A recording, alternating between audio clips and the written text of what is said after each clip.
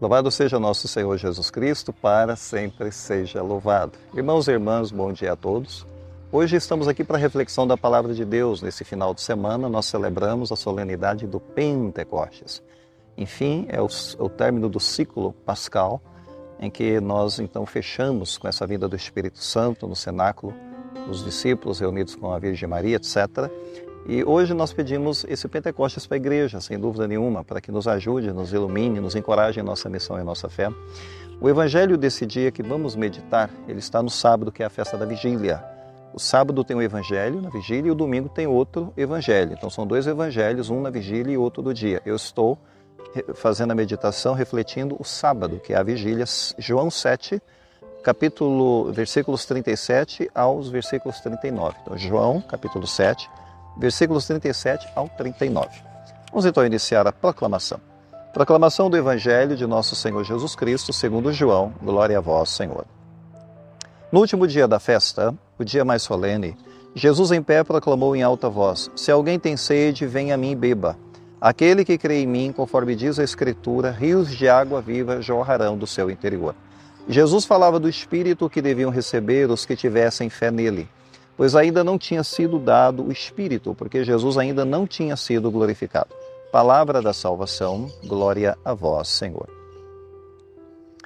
Bem, caros irmãos, então hoje, essa festa do Pentecostes, ela é muito significativa, muito simbólica, já era uma festa simbólica para o povo judeu, e portanto, o povo judeu, eles tinham uma festa chamada Shavuot, que era uma festa que celebrava os 50 dias após a Páscoa, quer dizer, a saída do Egito, da escravidão, e 50 dias após, então, ele celebrava o Shavuot, que era a entrega da lei no Monte Sinai.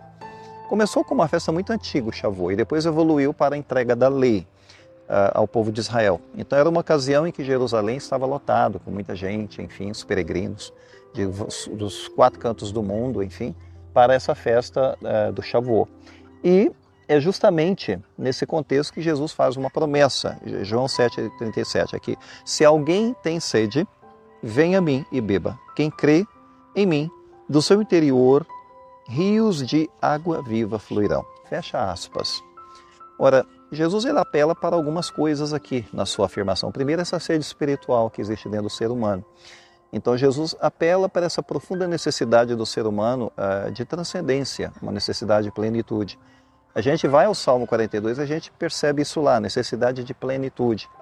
Salmo 42, versículo 2, abre aspas. A minha alma tem sede de Deus e deseja o Deus vivo, fecha aspas. Essa necessidade de contato, de conexão com o espiritual, com algo mais profundo além dessa vida. A fonte é o próprio Cristo, porque ele se apresenta, como nós percebemos, como a origem da água viva. E isso lembra as promessas, as promessas de Ezequiel 47. Ezequiel 47, lá no capítulo 47, fala de um templo jorrando águas, enfim, que fluía para o leste. E uma visão em que a água brotava do templo, que remete para a água viva. Zacarias 14 também, que fala naquele dia sairão de Jerusalém águas vivas. Então, as visões dos profetas já apontavam para a revelação de Cristo. Portanto, o Espírito Santo é simbolizado como água viva, que mostra para nós que a água é um símbolo, né, de força purificadora, vivificante, enfim, inesgotável. E o Pentecostes cristão, ele se realiza dentro das palavras de Cristo, dessa promessa que ele faz. Em Atos 20, nós temos lá o relato de Lucas, que escreve o livro de Atos. Então, 50 dias após a Páscoa, a promessa se concretiza. Então, ou seja, a promessa de Deus dada nas visões aos profetas vem se realizar com Cristo. Então, o Espírito desce como línguas de fogo sobre os discípulos, causando assim um fenômeno espantoso, e até o povo, os peregrinos de Jerusalém, ficaram espantados com aquilo. Então a igreja nasce naquele momento, as multidões são batizadas, grandes multidões, e tem um significado muito importante para nós hoje, o Pentecoste. Por quê? Primeiro, o elemento da unidade. O que é que o Espírito faz nesse dia? O Espírito Santo ele une todos os povos, une todas as línguas. 1 Coríntios 12, 13. Então, as línguas em uma só igreja. Então o Espírito Santo ele congrega, ele reúne, então ele elimina, né, todas essas diferenças ideológicas, diferenças que são baseadas meramente ou em preconceitos ou em muralhas que os povos levantam uns contra os outros, não faz sentido. Né? Então o Espírito Santo ele vai criar no nosso coração uma aliança, né, com Deus e uns com os outros. Depois, um outro elemento do Pentecostes é a missão que nasce, porque os rios de água viva apontam para a missão.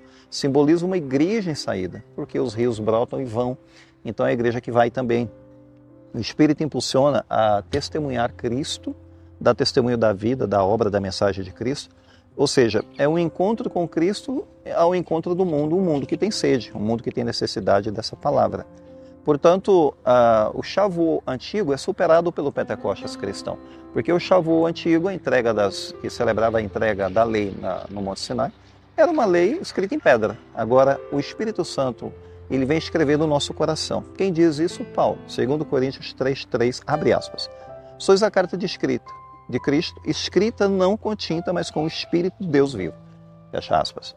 Mostrando que ele escreve, ele grava no nosso coração a vontade de Deus. Não mais em pedras, como no Antigo Testamento, as tábuas, né, da lei em pedra. Mas agora a lei escrita no coração, o Espírito Santo nos faz interiorizar, encarnar, viver, compreender, vivenciar a palavra de Deus. Conclusão é simples. Então, Cristo, ele é a fonte do Pentecostes para nossas vidas. É o Espírito Santo, né, que jorra, né, do peito aberto de Cristo na cruz, aquela água que jorrou do peito aberto, que irriga a humanidade, uma humanidade ressequida pelo pecado, dominada pelo medo, pela escuridão, enfim, vai ser inundada por um poder do Espírito Santo que vem de Cristo. Então, a gente deve permitir que o Espírito Santo fale em nós, haja em nós, se comunique conosco e nos impulsione também para testemunhar e para a missão. Enfim, ser um canal de vida onde há aridez. É isso que Deus deseja, então, para nós. Vamos pedir a bênção de Deus, então, nesse momento, para encerrar a nossa reflexão. Não deixe de dar o seu gostei, enfim, de compartilhar esse vídeo com seus amigos. O Senhor esteja convosco, Ele está no meio de nós. Abençoe-vos Deus Todo-Poderoso, o Pai, o Filho e o Espírito Santo. Amém. Fiquemos em paz, o Senhor nos acompanhe. Graças a Deus.